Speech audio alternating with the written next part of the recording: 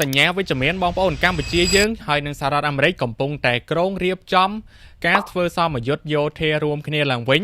ទាំងជើងទឹកហើយនិងជើងគោកបន្ទាប់ពីខកខានអស់រយៈពេលជាច្រើនឆ្នាំកន្លងមកនេះបងប្អូនអញ្ចឹងបើសិនជាមិនមានអ្វីប្រែប្រួលនោះទេកម្ពុជារបស់យើងនឹងធ្វើសមយុទ្ធរួមគ្នាជាមួយនឹងសហរដ្ឋអាមេរិកនៅក្នុងឆ្នាំ2027នេះរួមទាំងជើងគោកហៅថាឆ្មាំអង្គរហើយនិងជើងទឹកនៅលើផ្ទៃមហាសមុទ្រឬក៏មួយទៀតហៅថាការ៉ាត់អ្នកនរគ្នានៅក្នុងឆ្នាំ2027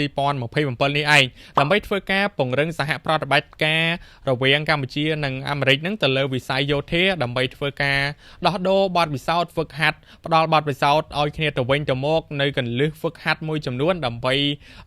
អភិវឌ្ឍទៅលើប្រទេសទាំងពីរហ្នឹងលើវិស័យយោធាបងប្អូនខ្ញុំគិតថានេះគឺជាសញ្ញាណវិជ្ជមានល្អមួយខ្លាំងមែនទែនសម្រាប់កម្ពុជារបស់យើងបងប្អូនដែលកងទ័ពរបស់កម្ពុជាយើងទាំងជើងទឹកនិងជើងគោកបានធ្វើការហ្វឹកហាត់សមយុទ្ធរួមគ្នាដើម្បីធ្វើការដោះដូរបទពិសោធន៍មួយចំនួនតើអាមេរិកគេវឹកហាត់បែបណាហើយដោះដូរបទពិសោធន៍យើងរៀនពីគេដើម្បីធ្វើការយកមកអភិវឌ្ឍទៅលើវិស័យយោធានៅក្នុងប្រទេសកម្ពុជារបស់យើងបន្ថែមទៀតបន្ទាប់ពីយើងខកខាននៅក្នុងការធ្វើសមយុទ្ធរួមគ្នា